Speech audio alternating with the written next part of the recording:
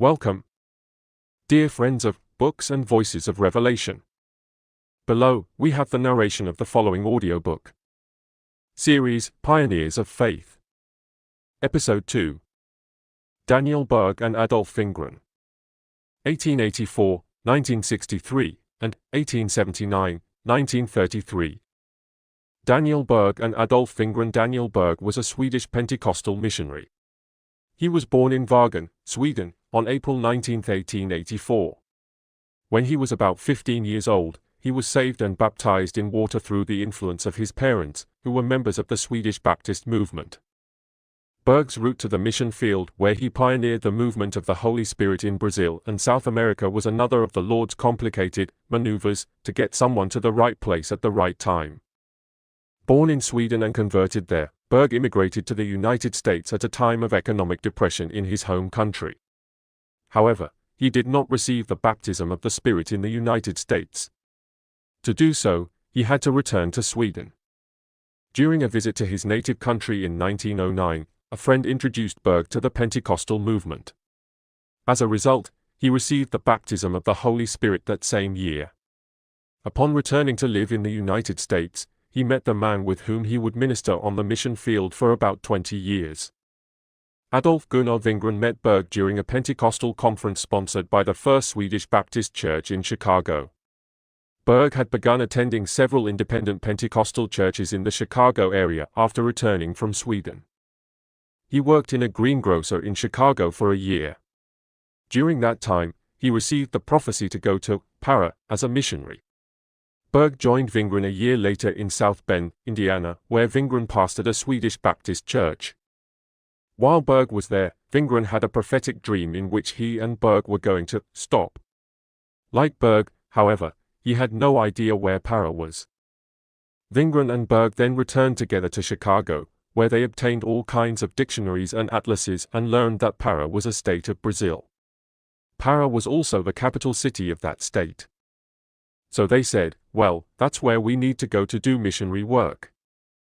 In Chicago, they attended the North Avenue Mission, where William H. Durham dedicated them as Pentecostal missionaries in Brazil.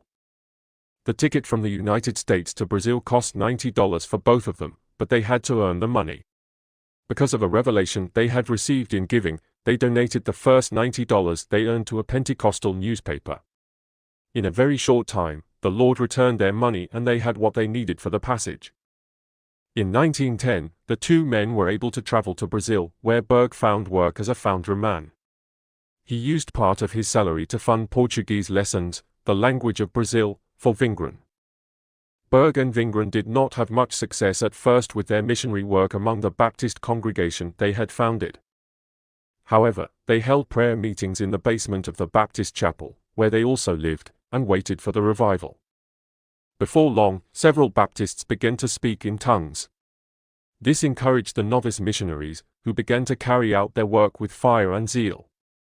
However, the Baptist pastor stopped them, accusing them of being separatists and of sowing doubt and unrest among the people.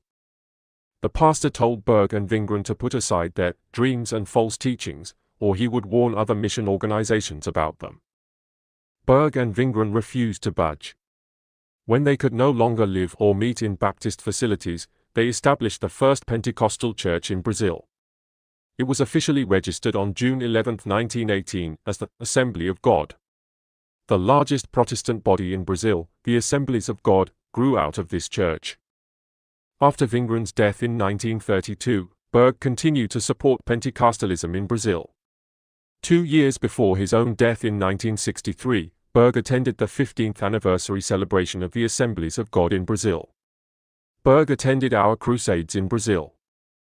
Berg and Vingren's success can be attributed to their refusal to compromise what they knew to be true. My connection with these two men is that the church I now pastor in South Bend is the church started by the Swedish Brethren and pastored at one time by Adolf Peterson. I was with Brother Peterson at the time of his death. We had just completed the new tabernacle in South Bend with a capacity of 1,000. Brother Peterson was the outgoing pastor of the old tabernacle and the first person for whom we held a welcome service in the new tabernacle. After Berg and Vingren, Swedish missionaries came to Brazil, and the Pentecostal movement there is an offshoot of the Swedish movement. The Assemblies of God of Brazil is not connected with the denominations of the same name in other countries. The father of Swedish Pentecostalism, Louis Petrus, sent many of these missionaries from his Philadelphia church in Stockholm. Petrus said, only one missionary family per province. Set up a work in the capital city of each province so large that you reach the whole state through your special Bible study groups. And once a year have a convention to bring the churches together. And people together. The missionaries followed his advice, and the movement spread rapidly. I have visited and preached in many of these churches, those founded by Berg and Vingren and those founded by the Petrus missionaries. I spent an entire year of my life ministering throughout Brazil, among tribes in the interior and on the Amazon River. The end.